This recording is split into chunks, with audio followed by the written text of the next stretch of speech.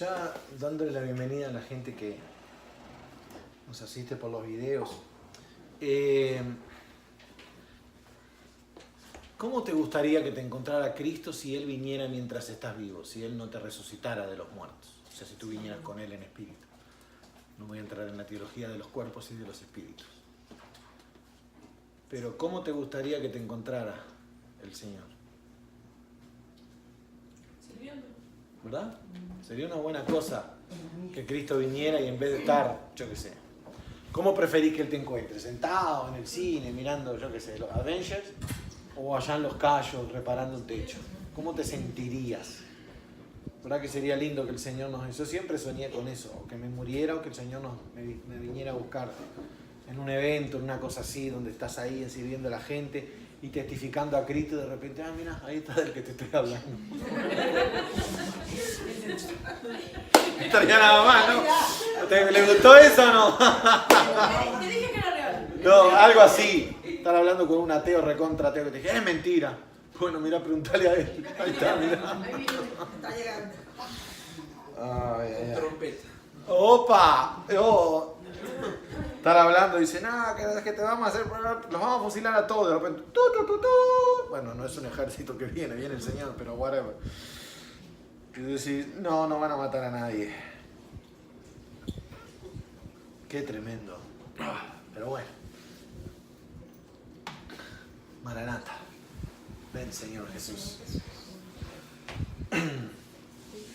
Ya esta mañana encerrando nuestro tiempo con la sanación del paralítico, o la sanidad del paralítico, hemos estado hablando sobre lo tremendo que fue el hecho y cómo sucedió, y la actitud en conjunto del paralítico con un grupo de amigos que decidieron llevar el paralítico a Jesús entendiendo que no podía vivir más así.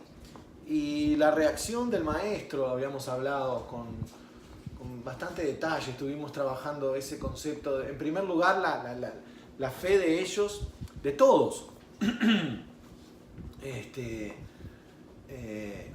en cuanto a ir y vencer los obstáculos, entendiendo que la respuesta estaba solo en Jesús.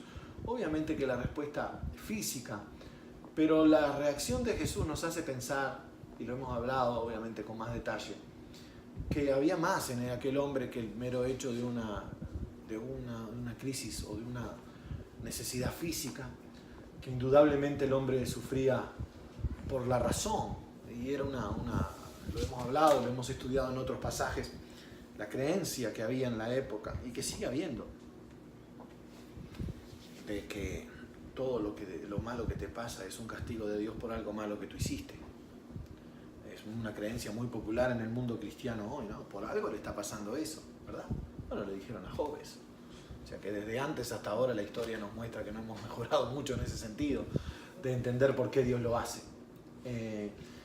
Y entonces Jesús, en un acto de misericordia, y hablábamos de que si vamos a Lucas nos narra mucho mejor el detalle del encuentro, ¿verdad? Y nos habla de la platea, de quiénes estaban. Había gente común del pueblo, pero también estaban los fariseos y los doctores de la ley. ¿Verdad? Para ver quién era esto estaba comenzando recién. Y dice que nos cuenta la historia más detallada de que traían en un lecho un hombre que estaba paralítico. O sea, nos damos cuenta de que no podía ni siquiera caminar con alguna ayuda, estaba completamente postrado. Y al no hallar cómo ponerlo delante de Jesús, dice que subieron encima de la casa y por el tejado le bajaron con el lecho, poniéndole en medio delante de Jesús. Y ahí entonces se engancha Lucas con Mateo, que inmediatamente nos dice, al ver Jesús la fe de ellos, dijo al paralítico. Habíamos hablado un poquito también de la reacción, un poco natural, aunque bastante cobarde, porque no se nos dice que lo confrontaron, que le dicen, tú blasfemas, O ¿cómo le vas a decir eso? ¿Por qué tú? Nadie le dijo, ¿con qué autoridad tú le decís? No es una charla pública la que tenemos en la Biblia escrita, que parece que es una charla pública. Fíjense el versículo 4. Ellos no lo dijeron públicamente. No se atrevieron a confrontarlo. En una confrontación honesta, decirle, ¿cómo tú vas a decir eso? Dice que cavilaban entre sí. Aquí dice, decían entre sí. Déjenme verla. Aquí dice. A cavilar, esa era la palabra correcta. Quería estar seguro que me acordaba como lo dice Lucas. Ahí está. A cavilar, ¿no? Cavilar es como un cuchicheo, como un pensamiento cuchicheo. Y entonces dice el versículo 4, Jesús conociendo los pensamientos de ellos. Fíjese qué tremendo el acto, cómo Jesús empieza a actuar de una manera soberana. Y parece como que es al revés. Y a mí me encanta esto y quiero detenerme en 2 o 3 cositas espectaculares que Dios hace aquí. Fíjense algo impresionante. Ellos están diciendo que blasfema. ¿Cuál es el argumento de que blasfema? El argumento que blasfema es un argumento correcto. Nadie tiene la autoridad de perdonar pecados sino Dios. O sea, ellos hacen o asumen o la asunción de que, bueno, este es un farsante que está blasfemando porque está perdonando pecados. Ellos vinieron a ver qué era lo que Jesús hacía. No nos dice el texto en ningún sentido que ya delante de ellos había hecho algún otro tipo de milagro. No hay ninguna evidencia en este acto exacto. Sí nos dice Lucas que el poder del Señor estaba con él para sanar. Ellos habían escuchado de los milagros y vienen. Estamos hablando de gente, de los eruditos de la época. Pero no fueron a ver en una actitud honesta, sino seguramente ya empezaron con esa envidia, ese rencor que después lo llevó incluso a querer crucificarlo. Bueno, a crucificarlo. Lo cierto es que empiezan a hablar entre ellos, es decir, ¿cómo que blasfema? Se mira en los secretos, en el oído, algo que obviamente lo hicieron de una manera disimulada. Disimulada porque no dice la Biblia Jesús los escuchó, o alguien le dijo, dice, conociendo Jesús los pensamientos de ellos. Ustedes dirán, bueno, ¿cómo Mateo sabe que Jesús conoció los pensamientos y no los escuchó? Bueno, Mateo vivió con Jesús. O sea, él sabe de Jesús de primera mano cómo fue que Jesús lo supo. ¿Me explico? Dice la palabra de Dios, conociendo Jesús los pensamientos de ellos. Y ahí Jesús, en la pregunta, ya empieza a evidenciar el poder que él tiene, sobre el cual él está actuando. Porque al decirle a aquel grupo, ¿por qué pensáis mal en vuestros corazones? Fíjense qué tremendo, como que tú estés en un lugar pensando, y a algunos de ustedes les ha pasado, me han contado de cómo Dios en algún momento que los quiso ministrar y mostrarles que estaba con ustedes estaban pensando en algo y alguien le dijo, el Señor, tú estás teniendo esto en el corazón, y aquella palabra del profeta te hizo bajar la guardia inmediatamente porque como él sabe. Yo me acuerdo de un hecho, de las pocas veces que vi algo así, pero me acuerdo de un hecho de un amigo nuestro que la persona, el profeta al que Dios usó para hablarle, le dijo, tú siempre dices esto, esto y esto. Era un hombre que había venido afuera, no tenía cómo saber que él usaba exactamente esa frase todos los días. Entonces era un hombre que se resistía, pero al escuchar eso quedó como, no, pero este sabe algo que yo no sé.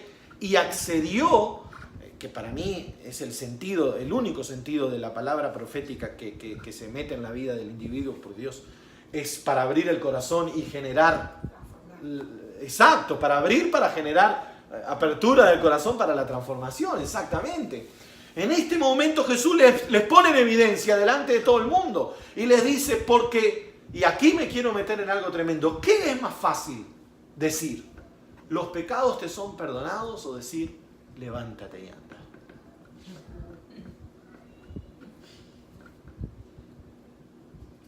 Qué tremendo que es esto. En primer lugar, la soberanía del Señor en poner en evidencia. Cuando aquellos hombres se ven que no había manera de que Jesús supiera lo que estaban pensando, y Jesús pone en evidencia pública, como diciéndoles, bueno, ya que quieren hablar de esto, hablemos de esto públicamente. Pone en evidencia pública lo que ellos están pensando. A ninguno nos gusta eso, pero a veces en nuestra maldad Dios lo hace. Puso en evidencia Y miren la pregunta que el Señor hace. ¿Qué es más fácil decir? ¿Los pecados te son perdonados o decir, levántate y anda? Vamos a quedarnos 2 minutos en esa pregunta. ¿Qué es más fácil? Yo una vez escribí en mis escritos, no te atrevas a acercarte a Dios de otra manera que no sea como Padre, porque crearte le costó un soplo, pero ser tu Padre le costó la vida. Amén. Gloria a Dios. ¿Qué es más fácil decir? ¿Qué era más fácil para Jesús hacer? Para Jesús perdonar. Él es Dios primero. Amén. Él es Dios primero y luego es sanador. Perfecto. Qué interesante. ¿Qué dicen los demás? Bueno, no que me lo tengan que decir, pero al que le gustaría compartir algo. ¿Qué es más fácil decir? O sea, ¿qué Jesús está queriendo decir? Pero el perdonar pecados costó la cruz. Exactamente. Si lo miramos desde el perdón de los pecados, a Jesús el perdonar los pecados de la humanidad le iba a costar la cruz. ¿Cuál es el testamento que él está queriendo dejar? Él está realmente queriendo poner en evidencia una u otra cosa para ellos. Porque es fácil mirarlo desde hoy. Es bien como dice la doctora. Desde la perspectiva del Dios Todopoderoso, perdonar pecados es decir, te perdono. Desde la perspectiva del Cristo, lo que dice Lara tiene sentido también. A Cristo le iba a costar la cruz perdonar pecados. Él podría estar sanando sin morir en la cruz, pero podría darnos el perdón. Pero ¿es realmente la esencia de lo que está pasando aquí? Recuerden que Jesús está hablando con los que están discutiendo su poder perdonador, no sanador. Es más fácil decir los pecados te son perdonados. A su poder perdonar. Exactamente, es su poder perdonador que ellos están discutiendo. ¿Qué es lo que él está queriendo producir? Fíjense qué tremendo que es esto. Aquí Jesús está dejando en un momento maravilloso, y recuerden que cronológicamente esto no está pasando exactamente después de lo que acabamos de ver, sino que Mateo está haciendo su caso de la divinidad, de la verdad mesiánica de Cristo. Y es cierto que un pensamiento rápido, y no está mal decirlo, es decir, bueno, en realidad era más fácil sanarlo que perdonarlo, porque sanarlo era levántate y anda, perdonarlo podría ser hablar de la cruz. Pero en términos divinos, Jesús está dejando un precedente, un testamento, está mostrando una verdad, está poniendo en evidencia la pregunta, pero además está mostrando sus credenciales divinas. Y esto es algo espectacular, que es lo que nosotros tenemos que entender, porque recuerden que lo que él le dijo al paralítico: hijo, ten ánimo, tus pecados te son perdonados. Ese ten ánimo, esa palabra que sugiere tener la confianza y la seguridad, la esperanza verdadera, fundamentada de lo que está buscando, y después ofrecer perdón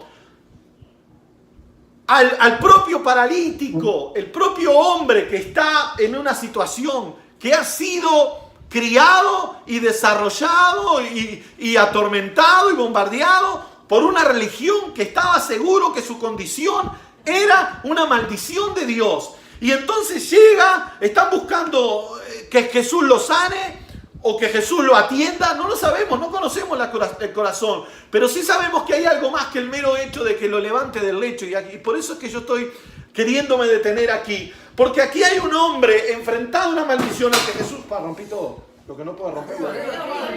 Oh, me emocioné demasiado. Hacía tiempo que no me emocionaba, pero que esto es espectacular. Se me está cayendo todo. Entonces, el Señor me dice, calma, calma, que la verdad es igual aunque la digas alto o bajo.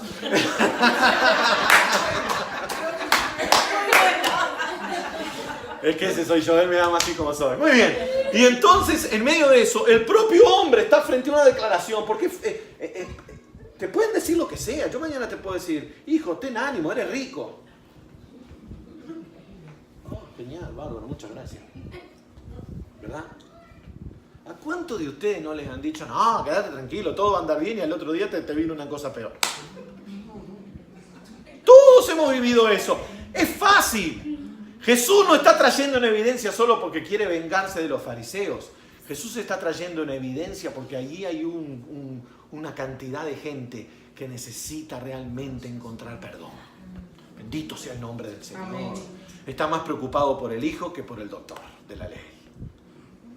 Entonces hace una pregunta, ¿qué es más fácil? Todos hubieran respondido ahí. Quizás Lara hoy puede responder, es mucho más fácil sanar que perdonar pecados. Pero en esa sala todos iban a decir, es más fácil para ti decir que perdonas pecados. ¿Por qué? Porque no hay evidencia. ¡Exacto! Tú puedes decir lo que se te antoje. Es muy fácil darle esperanza. Es fácil dar esperanzas falsas. Hoy en día está lleno de gente que promete desde el púlpito, desde los auditorios, desde la televisión, desde el Facebook. Si quieren encontrar verdad, no vayan al Facebook. Hágame caso. ¿Verdad? Es fácil. Hoy hay gente... Vemos en qué se basa este evangelio mercachifle de que dame y te doy. En una promesa de la que no me hago responsable porque después yo me voy de la ciudad. Tú ya me diste todo lo que tú tenías. A alguno puede ser que le pase con el que Dios ya tenía el propósito de prosperar. Pero a Dios no se le compra la prosperidad con 20, con 30 o con 50. Esa irresponsabilidad en la promesa estaba en los propios fariseos, en su propuesta vana, fútil de sus riquezas y de su poder, y tenían ellos la supuesta evidencia de Dios porque amontonaban oro y riquezas. Esa era la creencia popular. Entonces Cristo, él mismo se pone en evidencia y dice, ¿qué es más fácil? Él sabía que la respuesta de todos era perdonar pecados. Porque, miren el texto, porque ¿qué es más fácil decir? ¿Y quién era lo que lo estaba diciendo? No dice qué es más fácil hacer, qué es más fácil realizar. Él dice, ¿qué es más fácil decir? ¿Qué es más fácil que yo les diga hoy? Miren, les voy a dar ahora, en este mismo instante, $100,000 a cada uno, que les diga, un día Dios le va a dar $100,000 a ustedes. Entonces Él se pone en el centro del escenario y dice, díganme qué es más fácil. Claro, todos piensan que es fácil decir tus pecados te son perdonados. Bendito sea el nombre del Señor. Pues para que sepáis, oh santo bendito Dios, que el Hijo del Hombre tiene potestad en la tierra para perdonar pecados. Esto es emocionante. Oye, qué diferencia con el evangelio moderno, ¿no? Qué diferencia el Cristo nuestro. Yo me voy a poner en evidencia para probarle que no estoy hablando bobera. Dijo al paralítico, levántate, toma tu cama y vete a tu casa. Y entonces, ¿qué pasó? Él se levantó y se fue a su casa. Y la gente, al verlo, se maravilló y glorificó a Dios que había dado tal potestad a los hombres. ¡Qué maravilla! ¡Qué cosa tan tremenda del Señor! Él mismo se puso en evidencia. Pero no se puso en evidencia para probarle a los fariseos y a los doctores de la ley que no les vino mal esa cachetada en la cara para que pararan de hacer bobería, aunque no pararon. Porque el necio insiste en su necedad, aunque le demuestre la verdad. Alguien dijo que una vez, no discutas con un idiota porque te llevará a su nivel y te ganará por experiencia después. No sabía hacer una parte.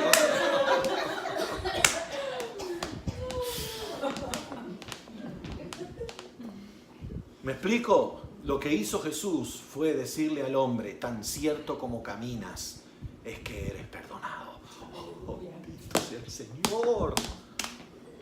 No era un show de sanidad con el hecho de que Jesús fuera aplaudido y dijeran, oh, maravilloso, etc. Aunque Él debería ser aplaudido, no como nosotros. Fue un acto de misericordia para que el hombre no solo se fuera caminando, se fuera perdonado. El propósito de Dios en la transformación, en la cercanía. Ustedes saben que estos años pasados en que yo me volví a replantear mi llamado y me pasé años en el secreto de Dios estudiando a Cristo, pidiéndole quiero ser un hombre como tú, un pastor como tú. Hubieron tantas cosas que cambiaron, pero la más grande es, si tú dices que no tienes tiempo para la gente, tú no eres como yo. Porque yo tuve tiempo para todos y tenía el trabajo de salvar a la humanidad.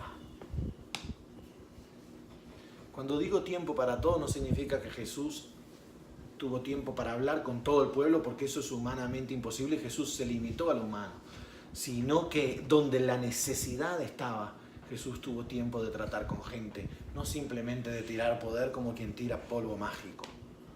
Las palabras hijo, las palabras hija, las palabras ten ánimo, el tiempo, el sanar, el transformar. Aquel hombre vino, ni siquiera sabemos qué pedido. No es que se nos dice, Señor, sánalo, por favor, mirá, pesa como 100 kilos, ya no podemos cargarlo más. Está en un desastre el pobre tipo. Ellos lo pusieron ahí. Jesús vio el corazón, como vio el corazón del paralítico, vio el corazón de los detractores y vio el corazón de una multitud que necesitaba perdón. Y entonces pone en evidencia su poder para respaldar su perdón. Jesús no era un mercachifle, Jesús era un pastor, el príncipe de los pastores. Sanó por amor y perdonó por amor. Amén. Que Dios nos dé gracia a nosotros para vivir en esa dimensión. La transformación y la sanidad y la maravilla de la gente que no podía creer que ese tipo de poder estuviera en un hombre, hizo que la evidencia de aquel hombre, que se llamó Hijo del Hombre en mayúscula por una causa, y que quizás no deberíamos detener en eso, pero me voy a detener en eso más adelante cuando lleguemos a otro testamento, de por qué Jesús en tantas oportunidades, en vez de llamarse el Hijo de Dios, se llamó Hijo del Hombre, y especialmente en situaciones como esta, porque ahí está hablando del Cristo encarnado. Yo tengo poder para perdonar pecados. Amén. Que Dios nos ayude. Tremendo, ¿no? Cómo poder estudiar la palabra de Dios. Vamos a orar. Padre, gracias. Gracias te damos esta mañana por tu palabra. Ella es viva y eficaz. Ese es el testimonio que tu palabra da de sí misma y el testimonio que nosotros corroboramos en fe. Y en la seguridad y en la convicción de que al acercarnos a tu palabra somos transformados. Yo oro y te pido que esta verdad maravillosa que hemos compartido esta mañana produzca en nosotros, produzca ese querer como hacer igual a Cristo. Señor, ayúdanos a ser del tipo de siervos que van mucho más allá de sí mismos y van en la necesidad que van a atender, como esta condición que tú tenías, que cuando la mujer ya había sanado en el flujo de sangre, ya estaba. Pero tú te detuviste, te diste vuelta. La pusiste públicamente en honra cuando le dijiste, hija, tu fe te ha salvado. De ser una mujer despreciada a la hija del Señor. Y además a ser puesta públicamente hasta el punto que hoy nosotros escuchamos y conocemos su historia. Señor, ayúdanos a vivir en esa dimensión y ayúdanos a entender que es verdad, que el mismo Dios que nos ha provisto, que nos ha guardado, que ha hecho milagros a nuestro favor, que ha permitido aquel día que teníamos aquel dolor o aquella situación, o que nos rescató de la muerte, o que proveyó aquel dinero cuando no teníamos. Esa misma verdad se aplica en que somos perdonados y que tu obra en nosotros no es simplemente para engrandecernos, enriquecernos. Tu obra en nosotros es para que en nuestra debilidad encontremos la fe para creer de que tú eres quien dices ser y que nuestro destino es lo que tú has dicho que será. Bendito sea tu nombre. Gracias, Señor, te honramos y te glorificamos. Gracias por este tiempo y por cómo tú nos has bendecido. En el nombre de Jesús. Amén, amén y amén. Gloria a Dios. Que el Señor los bendiga y que tengan un feliz domingo. Que no se tienen que ir. Vamos a ver si... Oh, y a ustedes los despido en el nombre del Señor. Me olvidé.